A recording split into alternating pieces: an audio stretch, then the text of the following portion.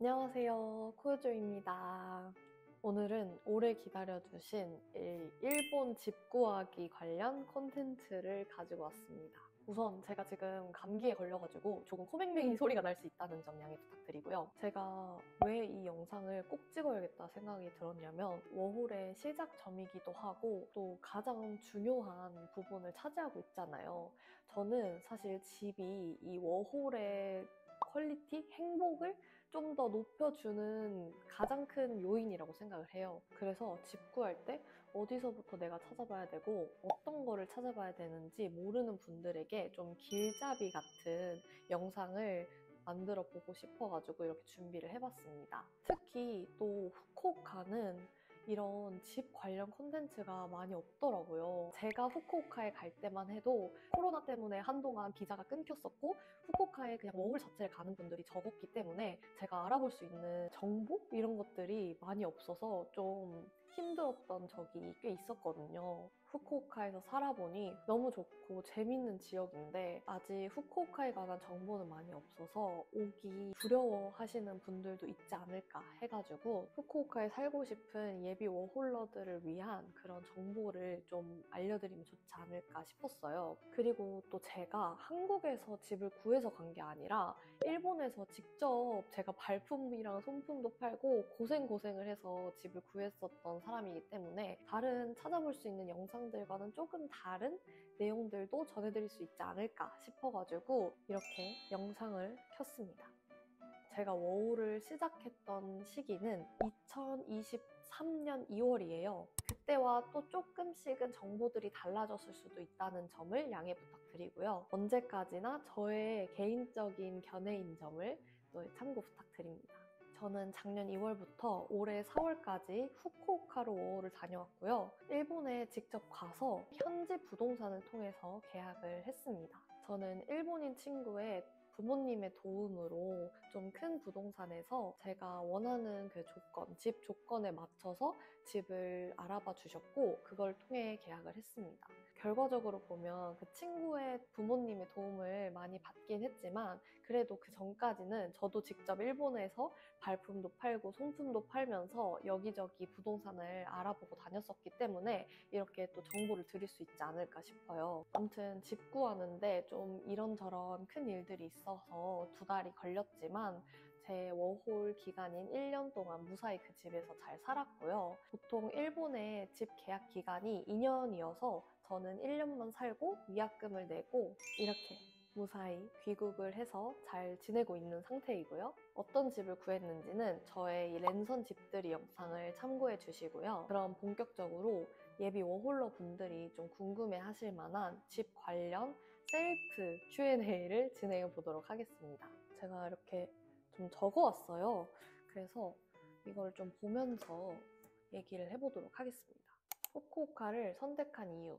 저도 사실 도쿄나 오사카 이런 곳 가려고 했었거든요. 근데 지역을 좀 고민하던 시기에 우연히 미오라는 일본 친구를 만났는데 그 친구가 후쿠오카에 산다는 얘기를 듣고 후쿠오카라는 좀 다른 선택지도 새롭게 생겨나면서 3가지 지역 중에 좀 고민을 했었던 것 같아요. 그 셋 중에서도 후쿠오카를 선택한 이유로는 첫 번째, 월세가 그런 도쿄와 오사카에 비해서도 훨씬 싸다. 그리고 두 번째로는 지진이 잘 안 나는 지역이다. 세 번째로는 사람이 살기 좋은 지역이어서. 이거는 그 리오라는 친구한테 들었었던 건데 그 일본 사람들이 도쿄에서 일 열심히 해서 돈 많이 벌면은 이제 후쿠오카에 집을 사서 좀 느긋하게 쉬고 이런 거를 하시는 분들도 꽤 있다고 들었거든요. 그만큼 되게 살기 좋은 지역인가 보다라는 생각이 들었었고요. 네 번째는 한국이랑 가까워서 비행기로 한 1시간 정도면은 가더라고요. 이제 부모님도 걱정을 좀 덜 하지 않을까 싶어가지고 후쿠오카가 좋다 생각했고 다섯 번째론 제가 리오 언니 말고도 어렸을 때 합창단에서 자매결연을 맺으면서 알게 된 일본인 언니가 있었는데 그분도 후쿠오카에 거주하고 있었기 때문에 그런 여러 가지 이유로 제가 후쿠오카를 선택을 하게 됐고요. 그래서 후쿠오카를 직접 살아보니 어떠한 장점과 단점이 있었을까 생각을 해봤는데요. 장점의 첫 번째, 도시와 자연의 조화가 적절하다.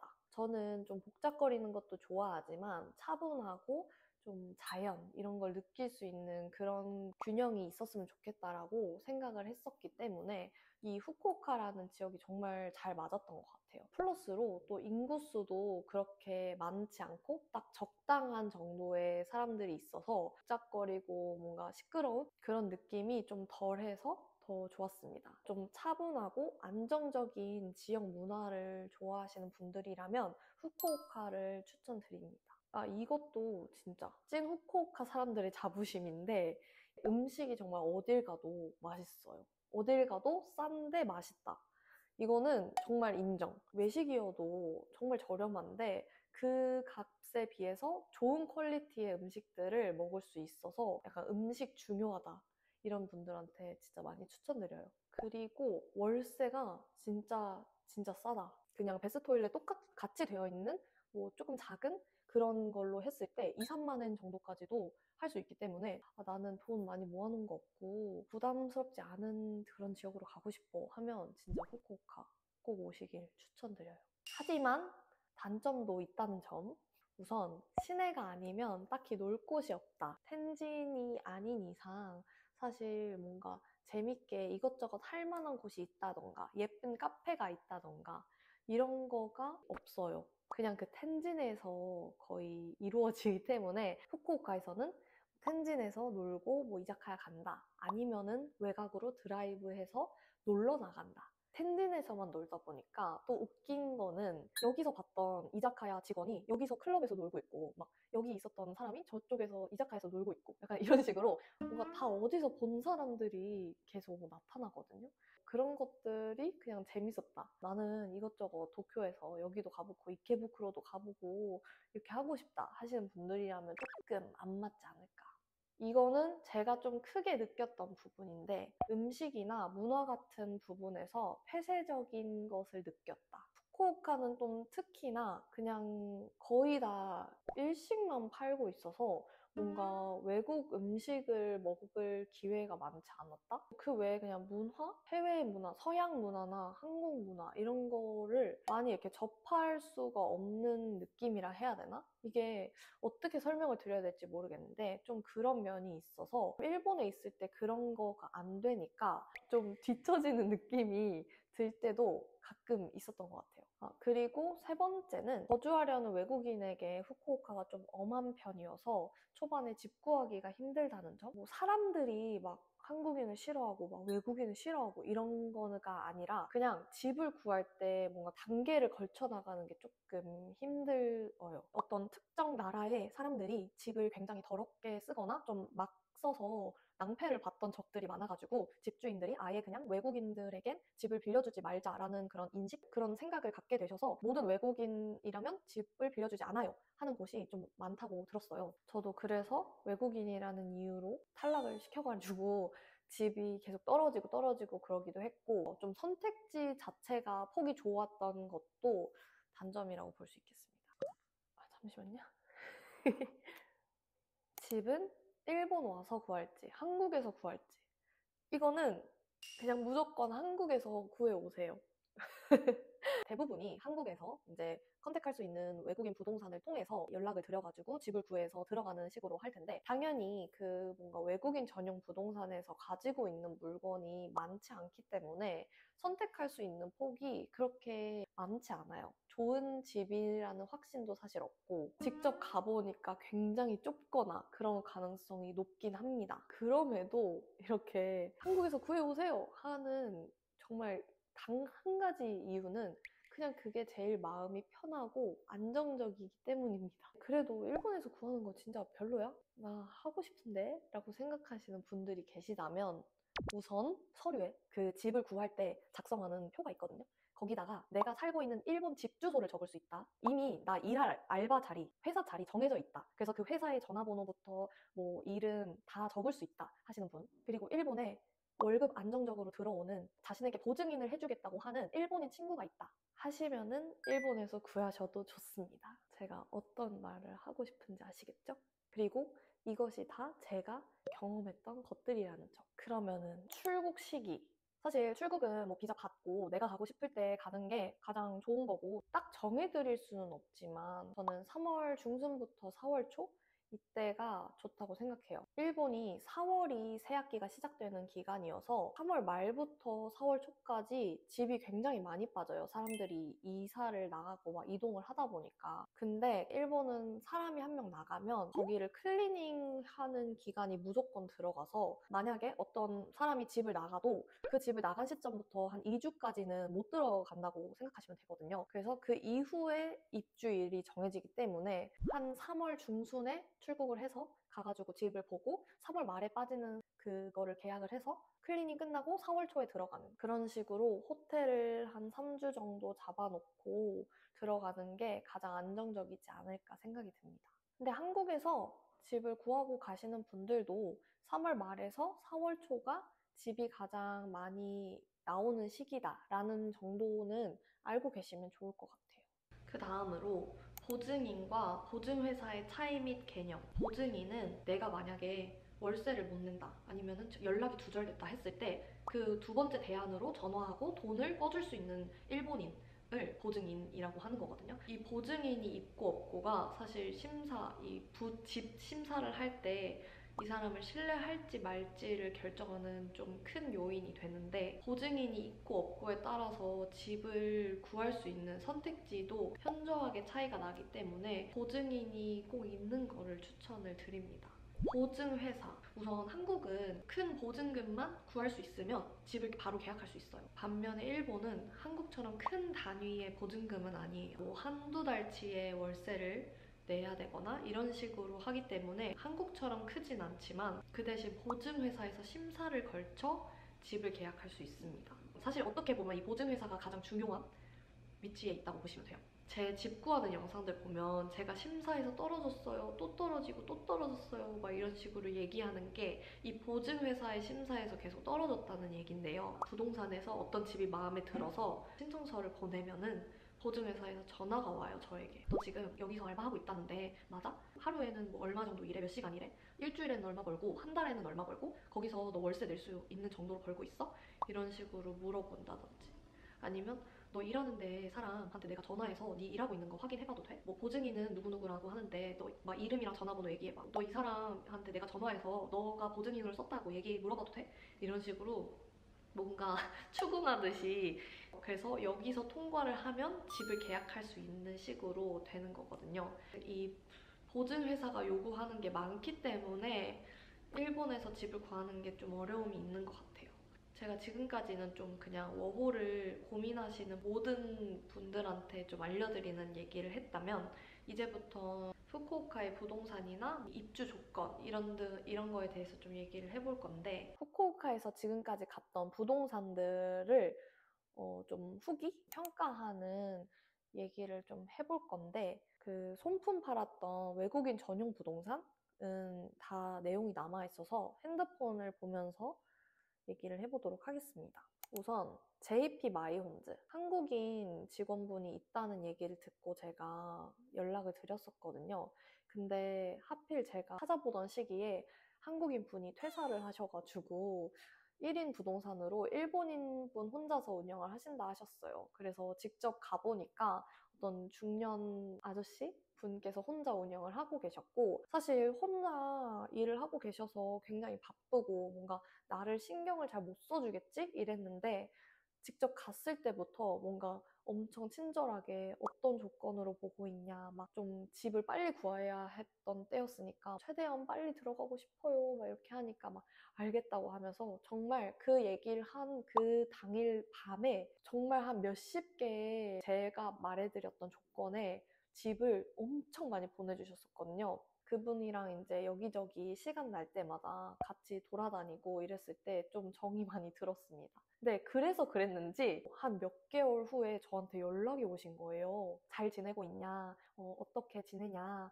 우리 지금 새로운 한국인 직원이 들어왔다. 막 이런 식으로 근황을 얘기를 해주시면서 제 안부를 물어봐 주시더라고요. 그래서 너무 감동해가지고 저도 엄청 길게 이런 얘기하면서 훈훈하게 그분과 마무리를 했었는데, 한국인 직원분이 새로 들어오셨다고 하니까 한국어로 카톡으로 연락할 수 있으니까 제가 결과적으로 여기에서 계약을 하진 않았지만 그래도 정말 좋았던 곳이었습니다. 아스미라이. 아스미라이가 사실 후쿠오카의 제일 큰 그냥 외국인 전용 부동산 같은 곳인데요. 저도 여기다가 연락을 드렸었어요. 근데 여기가 확실히 많은 사람들이 연락을 하고 계약을 하다 보니까 저를 좀 신경을 써줄 수가 없는 거는 저도 알고 있었어요. 그래서 이미 일본에 가서 막 빨리 집을 구해야 됐던 때여가지고 그냥 계속 좀 독촉을 제가 했었어요. 좀 더 나를 신경 써줄 수 있게 막 계속 여쭤보고 물어보고 하면은 좀 더 빨리 답변을 받지 않을까 싶어요. 여기도 이제 얘기하는 거나 이런 좀 도와주려고 하는 모습들 같은 거는 다 좋았는데 원하는 집을 받기까지의 시간이 느려서 여유를 갖고 그냥 한국에서 집을 보고 계시는 분이라면 아스미라인도 좋은 것 같아요. 지금은 이름이 바뀌어가지고 베스트 에스테이트 재팬? 이게 원래 이름은 GTN 코리아인 것 같은데 여기서는 조금 별로였다. 여기는 제가 연락을 해서 줌 미팅 같은 걸로 집을 같이 찾아보고 이런 식으로 했었어요. 근데 제가 원하는 요구에 맞춰서 집을 보여주지 않는 것 같은 느낌? 이 정도의 월세는 좀 어려우세요. 혹시 한 50 정도까지 올리시는 게 어떠세요? 막 집이 너무 없는데요? 막 이런 식으로 좀 계속 제 월세를 올리려고 하거나 뭔가 집이 없다라는 식으로 얘기를 하셔가지고 집 볼 때 좀 별로라는 생각이 들었고 그냥 그게 저를 응대해 주시던 그 상담 직원분의 재량일 수도 있어요. 다른 사람들이라면 뭐 잘 응대를 해줬을 수도 있겠지만 저랑 상담을 했던 그분한테는 제가 느꼈던 이미지는 좀 안 좋았다. 이렇게 한 크게 3개 정도에서 온라인으로 손품을 팔았었고 그리고 제가 그냥 발품으로 직접 가서 찾았던 데가 아파만숍 여기가 가장 큰 부동산이거든요. 체인 부동산. 체인이어가지고 여기저기 다 있어서 그냥 여기저기 아파만숍 가시면서 좋은 집 있으면 바로 계약을 하시는 거가 좋다고 생각합니다. 아파만숍이 워낙 크다 보니까 역시나 좀 다양한 집들 많이 볼 수 있었고 보증회사에서도 아파만숍 같은 데는 좀 잘 봐주지 않을까라는 생각이 있어서 저는 거기 추천드리고요. 결론적으로 계약을 했던 부동산에 대해서는 설명을 깜빡해가지고 지금 추가로 녹음을 하도록 하겠습니다. 그 친구의 부모님 도움으로 계약을 했던 부동산은 하카타 부동산이고요. 이 부동산도 후쿠오카에서 꽤 큰 부동산인 것 같아요. 라이프필드라는 주식회사의 그룹회사로 하카타 부동산이 있는 거여서 아마 라이프필드라고 구글에 검색하셔서 들어가면 하카타 부동산을 찾으실 수 있을 겁니다. 만약에 연락할 수 있는 전화번호 있으면 한번 연락드리는 것도 괜찮을 것 같고요.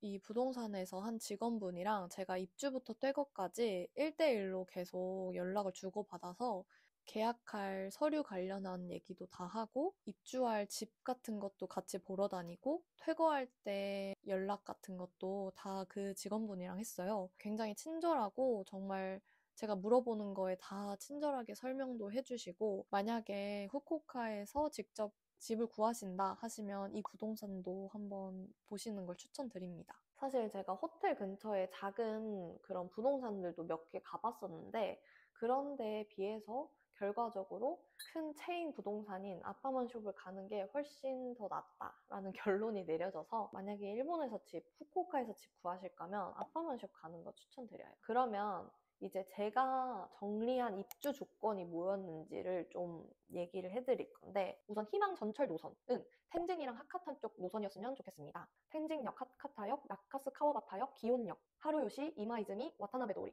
여기를 갈 수 있는 좀 그쪽 지역으로 말씀을 드렸었고 참고로 제가 살아보니까 집을 찾기 괜찮은 지역이 아카사카 그리고 하루요시, 와타나베도리도 괜찮은 것 같아요. 희망 야층은 관리비 포함 4에서 5만 엔, 초기 비용은 15에서 20만 엔, 희망 조건은 텐진역 혹은 하카타역 도보 10분에서 15분 이내, 그리고 4층 이상, 1층에 식당 있으면 안 되고 시키킹, 레이킹 둘 다 없는 거. 대신 물건이 없는 경우 둘 중 하나 한 1개월치까지는 가능하다. 이런 식으로 적어놨고 철근 콘크리트, 그리고 남향. 이것도 물건이 없을 경우 동향 가능 이렇게 적어놨는데 남향이나 동향 둘 중에 하나로 하시는 게 좋다 해요. 충년은 95년 이상 또 괜찮다라고 해놨어요. 발코니 있어야 되고 세탁기 설치 가능해야 되고 당연히 5분 이내에 편의점이나 마트 갈 수 있어야 되고 그리고 옷장이 커야 되고 그리고 선호 이건 이제 있거나 없거나 있으면 좋고 이건데 화장실 욕조 따로, 오토록, 1년 계약 가능, 아니면 중도 해약금이 저렴한 곳, 그리고 가구 렌탈 가능, 주방 조리 선반이 있는 곳 이렇게를 선호로 뽑았었습니다. 그래서 결과적으로 이 입주 조건에 거의 부합하는 집을 찾았었어서 아주 만족했습니다.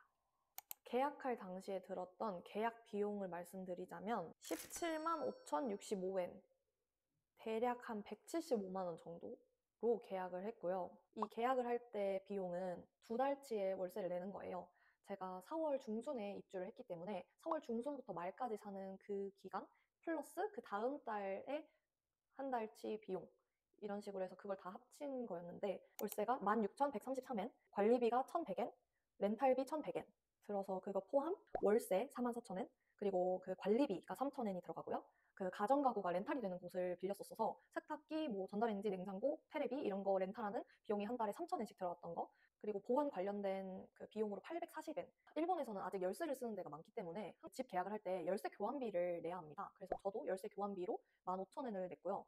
보증회사 보증료로 4992엔, 그리고 중개수수료로 44,000엔 이 포함으로 들어가가지고 이 중개수수료는 한 달 월세가 보통 나간대요. 그래서 다 해서 아무튼 175만 원 정도의 계약금이 나갔고요. 도쿄나 오사카 같은 곳에 비해서는 이 초기 비용도 굉장히 저렴하고 175만 원 정도 그걸로 나가고 그 외에 이제 집에다가 드릴 침대, 소파 이런 것도 이것저것 사야 했기 때문에 그런 거 다 포함해서 사실 후쿠오카 오시려면은 초기 비용 300에서 400 정도면 넉넉하다라고 생각이 듭니다. 그래서 한 이 정도? 이렇게 해서 제가 준비한 이 집 관련 Q&A는 끝이 났습니다. 혹시 제가 알려드린 거 외에 궁금한 점이 더 있으시면은 인스타 DM이나 유튜브 댓글을 통해서 댓글 달아주시면 제가 빠르게 답변 드리도록 하겠습니다. 그러면 오늘 영상 봐주셔서 너무 감사드리고요. 그럼 저는 여기서 마무리하도록 하겠습니다. 안녕.